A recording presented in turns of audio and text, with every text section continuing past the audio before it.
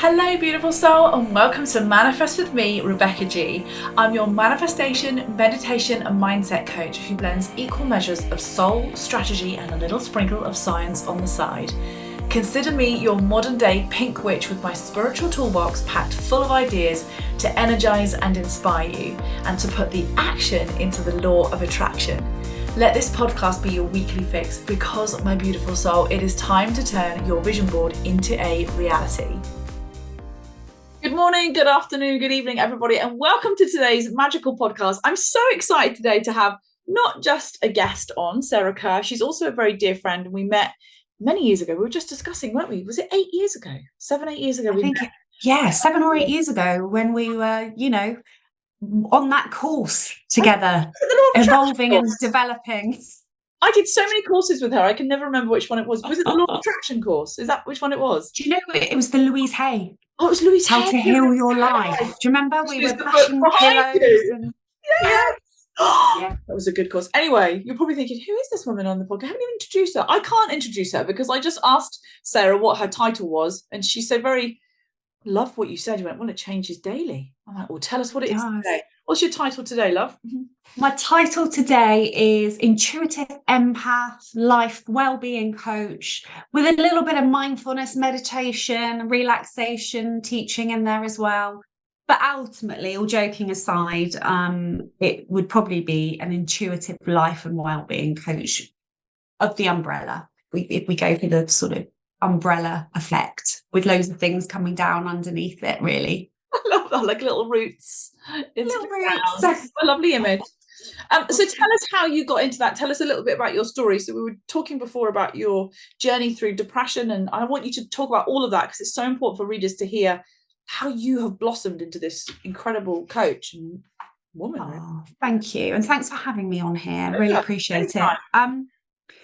Well, yeah, I was thinking about this before coming on, and I mean, I could go way back. If I give you a little bit of context, I think now that I know what I know from the journey that I've been on and doing the hundreds of courses, a bit like yourself, who loves a course, and the retraining and all of those things, I think my first bout of depression was probably when I was 16 years old. I could probably label that in a very toxic relationship.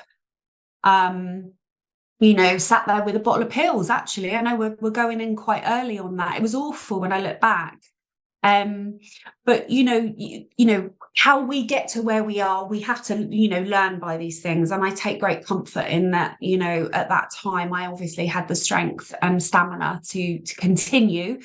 And then I wanted to teach dancing. That was what I wanted to do. I was the days of fame and, flash dance. And I was like, that's me. That is me. And I was actually dancing at the time. And I was actually a rhythmic gymnast before that. So that was very dancey. Kept me out of trouble, I think, being a gymnast all those times. Too many competitions and things.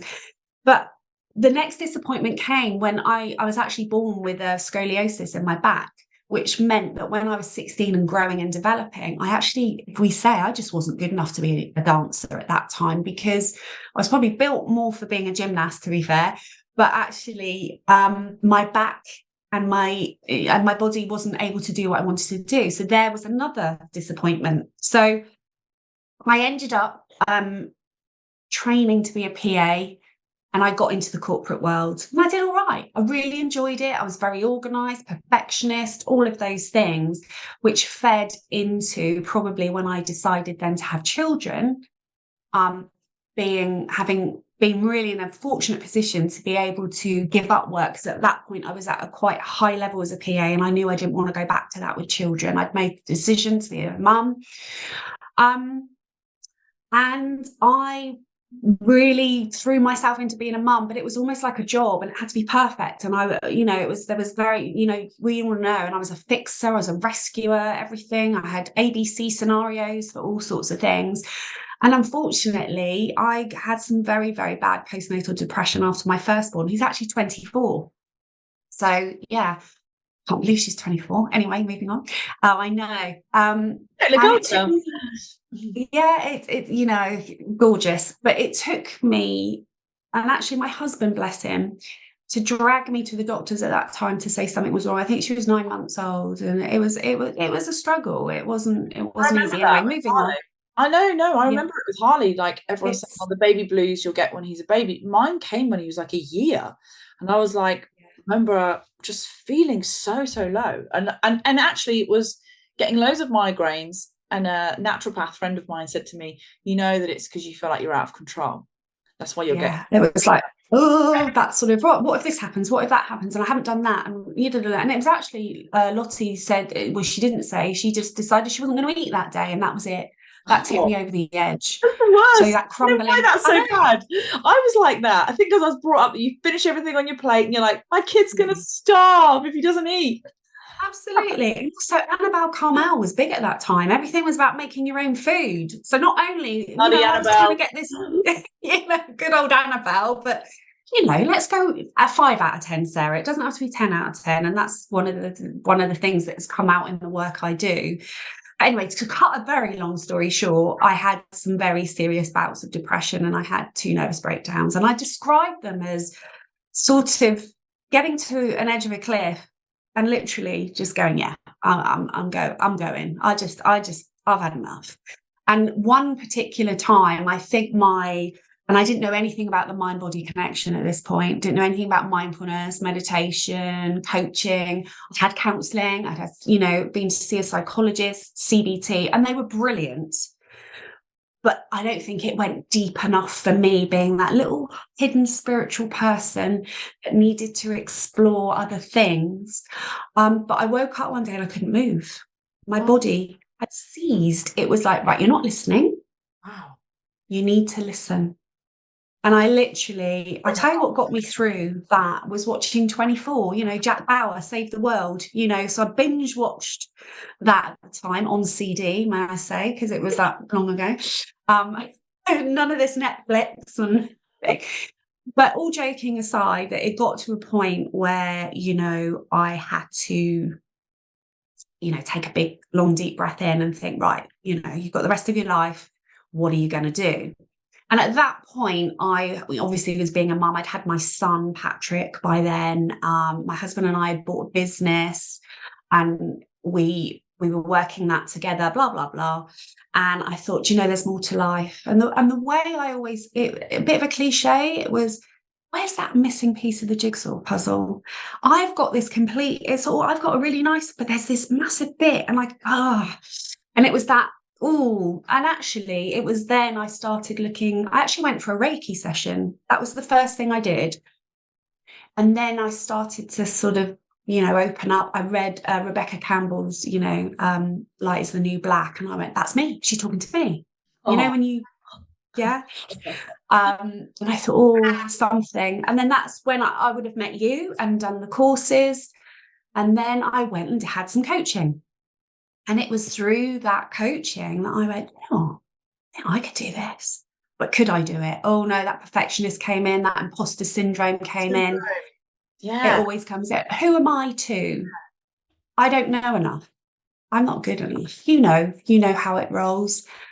But I did it. I went to London. I retrained. I loved it. Luckily, I feel before the pandemic, so I was able to do it all in person. So there was none of this online stuff at that point, especially for me, because for me, it was about being in person and connecting. And I started coaching one-to-one, and I've built up my business from there. But the mindfulness, the meditation, and that work has come in and been a massive pull. And I am so passionate. Tell me about what in terms of how it helped me? Or? Yeah. Well,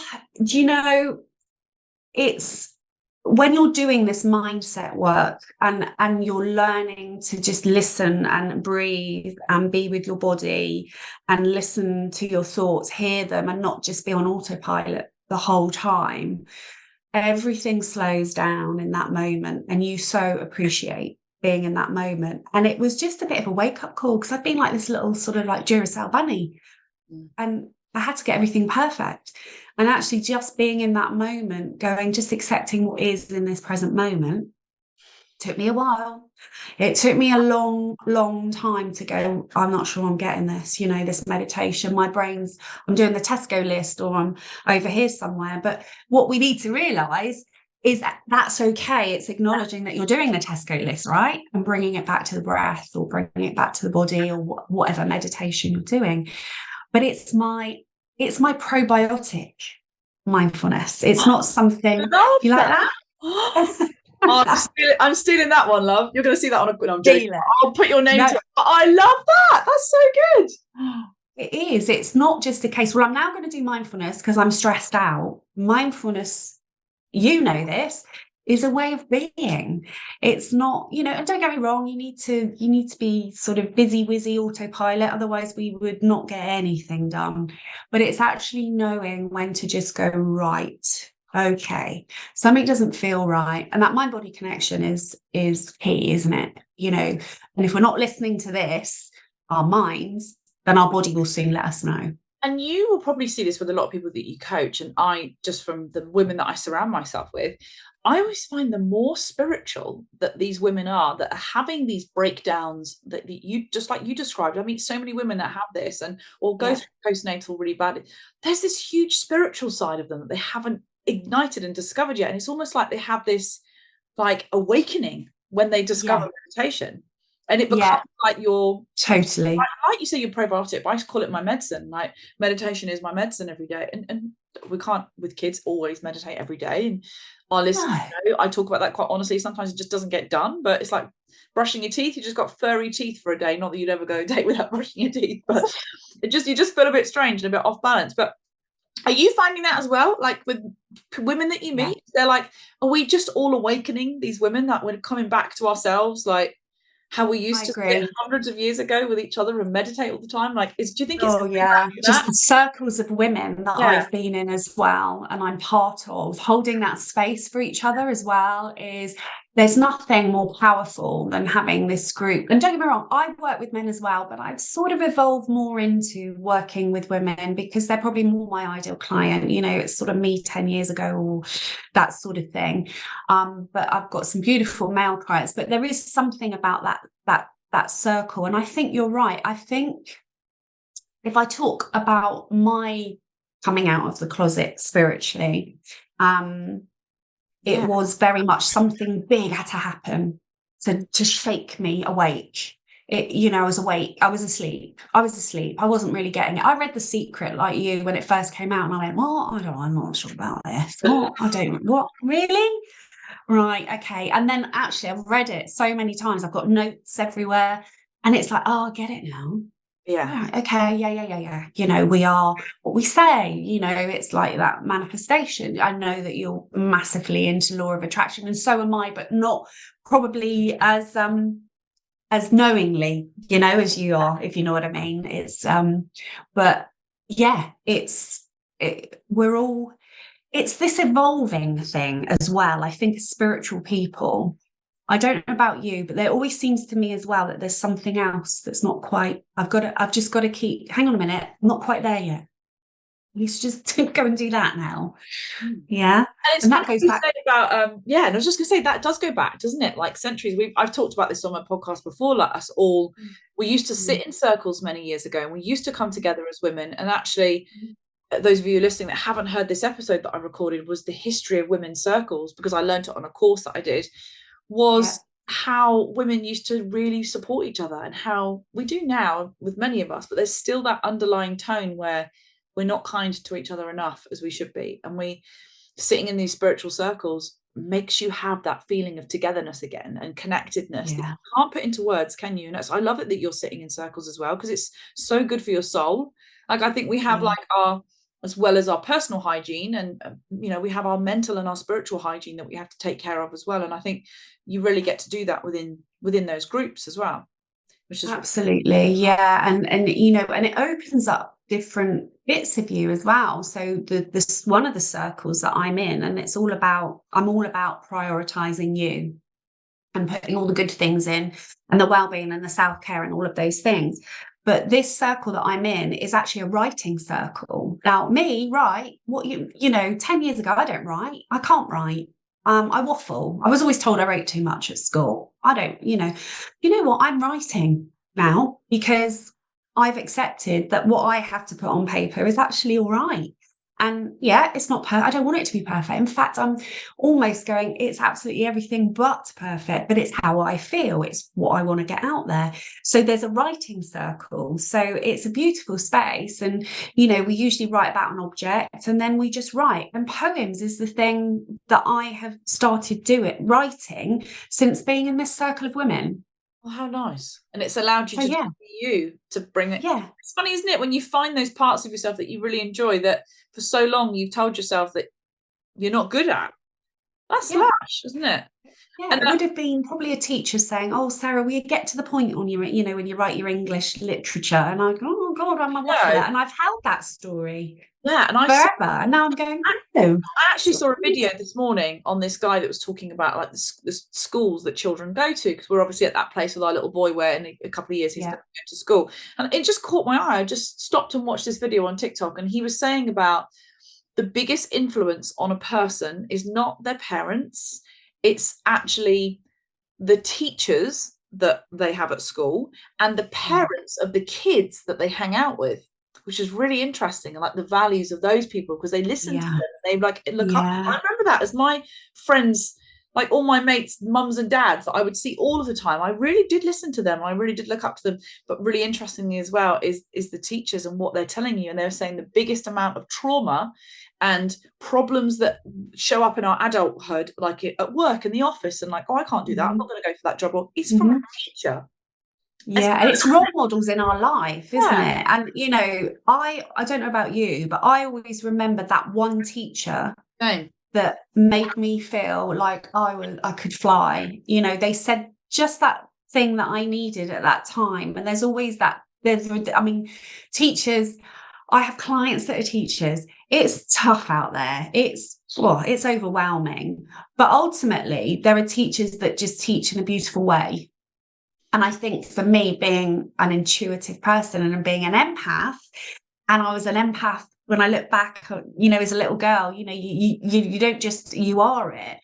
It was always about how people made me feel, that Maya Angelou quote, it's about how people make you feel. I remember on Carolyn's day when we were bashing pillows, the only thing I had like quite a good, even though my parents broke up, like the start of my childhood was amazing. I could never ever go back to the point where anything was traumatic. I could never ever go back and do inner child work. But Mrs.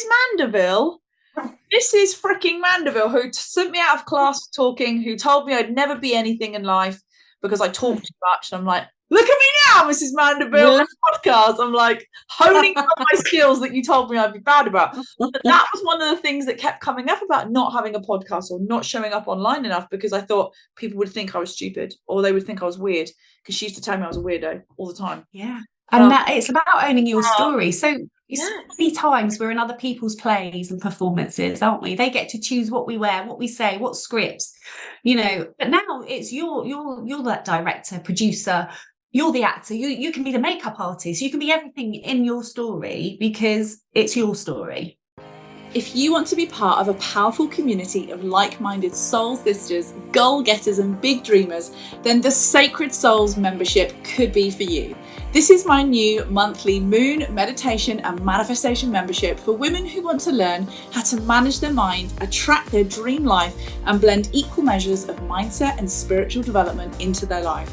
You'll get to turn your vision board into your reality and do this alongside supportive coaching from myself and be alongside like-minded, soul-aligned community of women. I am so excited to bring this to you. It's starting in January 2023.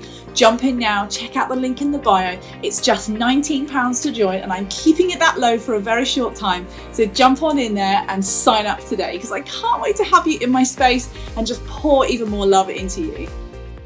How do you teach people how to do that? So if you've got someone that comes to you like that's in their fear at the moment, and they're like, I really want to go for this, I want to manifest this in my life, or I want to go for that job, but they're stuck in the fear, what would you say to that listener listening today? Like, Oh, yeah, that's a really good question. Stuck in that fear. Fear can be a good thing. Fear means that you want something, that there's something that you're aiming towards. So I guess it's about reframing what that fear is. It's actually tapping into, what is that fear? Where's it come from? When was the last time, you really truly felt that fear? But for me, when I work one-to-one with clients, we go a bit deeper at the start in terms of what your value set is. So, for example, if we're not in alignment with our true value set, now I'm not talking about the values that you were told to have from X, Y, or Z, wherever they've come. I'm on about what makes you jig in the morning, what makes you enjoy life, what is it that you go, oh my God, I don't need motivation, I love this so much, it's who I am. Cut yourself in half, and we sort of tend to start there, and then it just goes, everything comes out. So in terms of the fear, it's about facing the fear with self-compassion.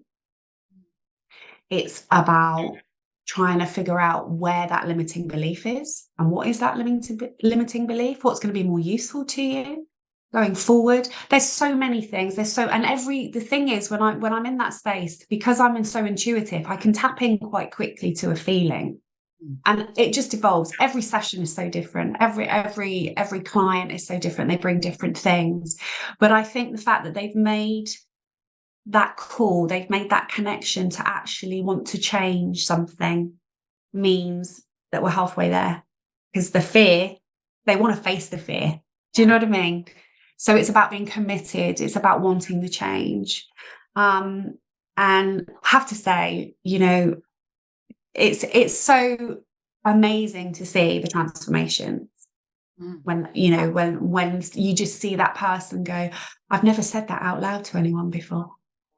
They feel they can sit, and they feel safe to say it. They feel safe. So about that fear, it's, especially with coaches, it's so important to find the right one. That's what I would say. I have, and coaches to find the right clients. I do a connection call, and I know quite quickly if I'm the right one, they're the right one. And, it's got to be a really good fit. And that's really key. And I think people listening to this who are maybe looking for a coach at the moment, or like, oh, maybe I need Sarah. What's the umbrella of things that you offer, so that we can put your link in the show notes so people can get in touch with you? Oh yeah, well, one-to-one coaching is how I started, and now obviously I'm online now. Everybody pivoted, didn't they, through the don't even want to give it any energy, to be honest. Me neither. Yeah. So there's the one-to-one work, but actually, like tonight, for example, we were talking about circles, and I run an in-person monthly meetup. So I live in a place called Warsash, which is in between Portsmouth and Southampton. So I am really encouraging people to come and prioritize themselves. So it's not just about me banging on about things. We're doing the meditation, we're getting the top tips, we're sharing, we're inspiring each other. And I think it's really important about having, you're sat in a room with people, you don't feel alone. There's common humanity. Oh my God, I thought it was only me that felt like that. So that's something I'm doing. I've got my retreat. I've got another retreat day coming up and I'm going to bring a little bit of the energy work in, a bit of the chakra stuff. I did an energy healing course. Rebecca, like you, I'm a fan of courses, and it sang to me. We love a course, don't we, Sarah? We love a course. I'm always doing a course. And have you got quite a few in your inbox as well that you've not even opened yet? Yes. I've got courses from last year that I'm like still on my walks listening to, and I'm like, my husband's like, you are not signing up to any. My husband would never tell me what to do, but in a jokey way, he's like, you can't. No, I know. He's like, what are you doing now? Like, no more courses, babe. Like, get these ones finished. I'm like, oh my God, I've just seen this course for like sound healing. He's like, you haven't even got a retreat yet. You can't do you haven't got any bowls. I'm like, yeah, good point. I'll wait for that one. Well, it's really funny you should say bowls, because I bought one back from India. I've just been to India. It's a sign. It's a sign. I bought this amazing singing bowl for a place in Southsea. I can't remember the name of the shop. Have you got the crystal ones?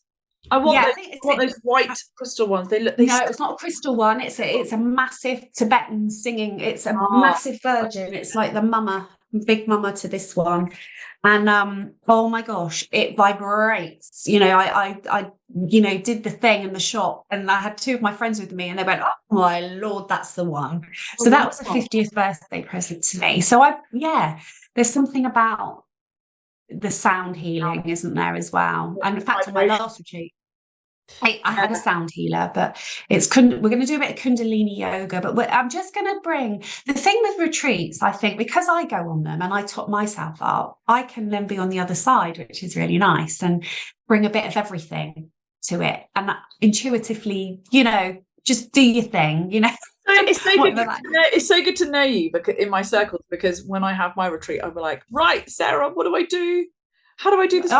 Like, it's brilliant. I can't wait. It's like in my soul to have retreats. I can't wait. Yeah, they're fun. And you know what? The energy in the room, it's like everybody has just supercharged their friendships in a day. There's something about being held in that space. People that don't know each other are talking about, oh, I do this, and I do this yoga thing over here, and oh, let me exchange numbers, and they're sharing stuff that they would never share. That happened with us, didn't it? Look how I still talk to nearly all the women that were on that course that day with us. Still, they're all on my Facebook to chat to. One of them was on a course with me recently. We bumped into each other. I was like, oh, look at you on another course.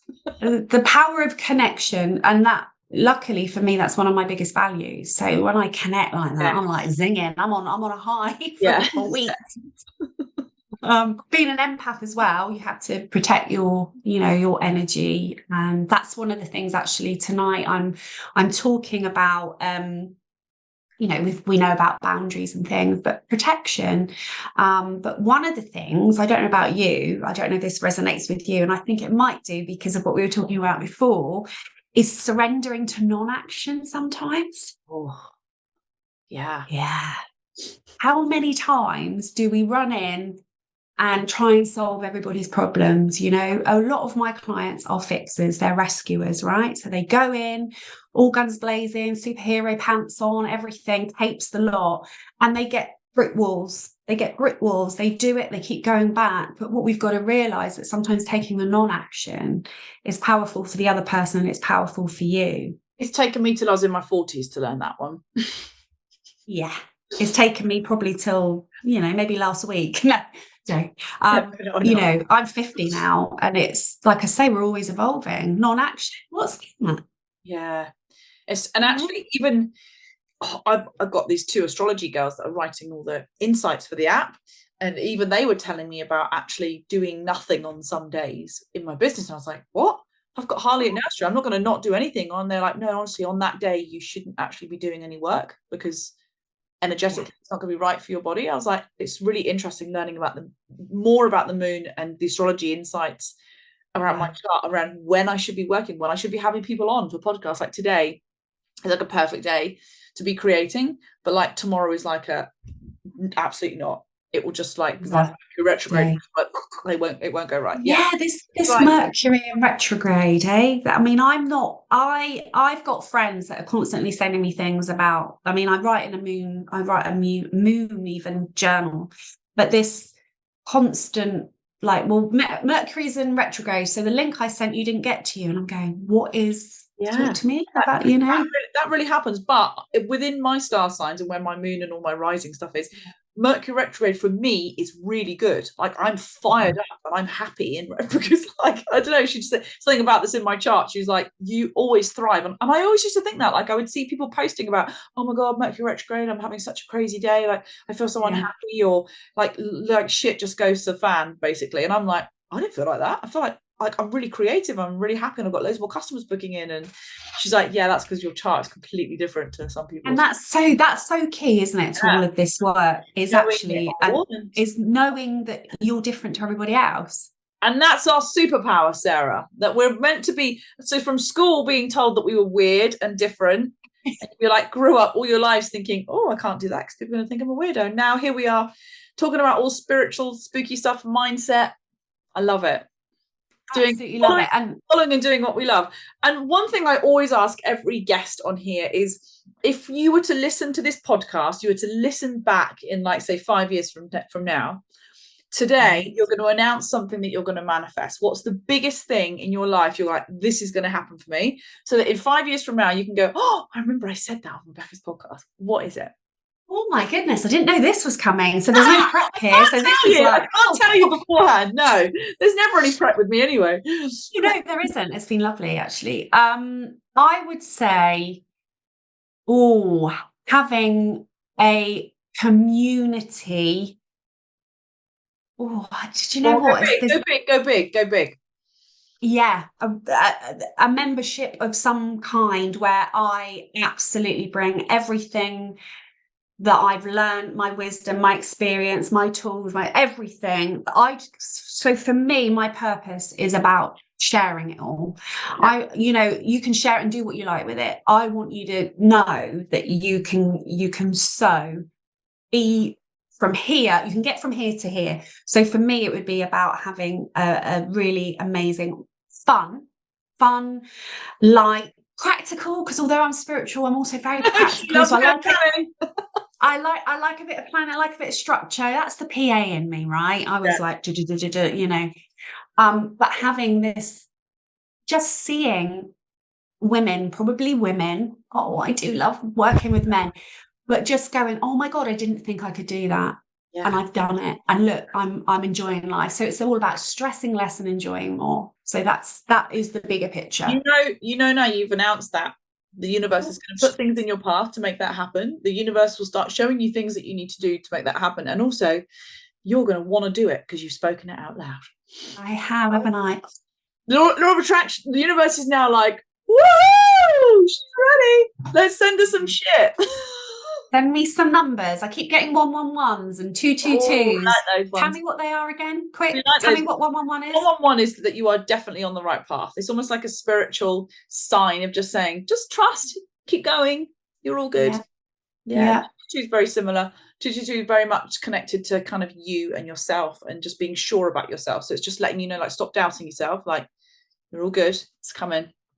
Yeah, it's good. I love that.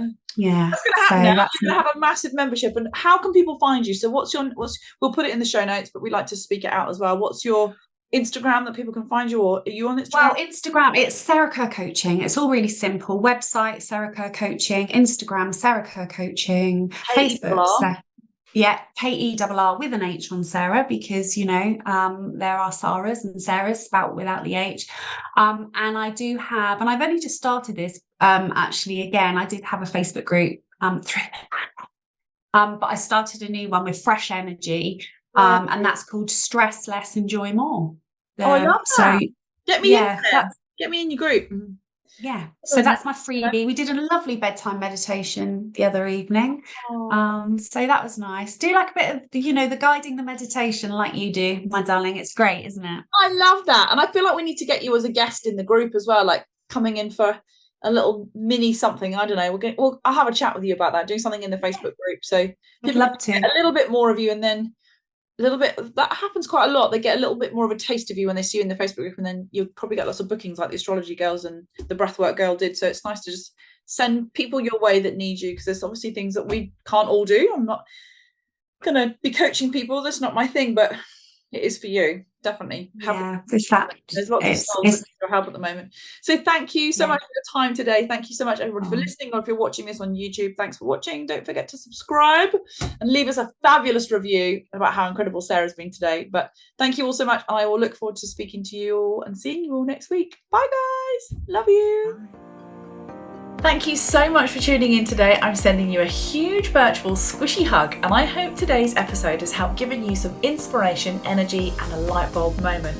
So do share your light bulbs or any takeaways you've had on your socials and tag me in, as I absolutely love to hear from you. So if you love to share, you are going to love my giveaway. Every month I'm running a new competition to win a large moon box packed full of crystals, candles, affirmation cards, incense, my Love Yourself to the Moon and Back journal, and a real surprise of spiritual treats that change every month. So listen up if you want to win and get your hands on this, because all you have to do is, number 1, leave a rating and review on Apple Podcasts.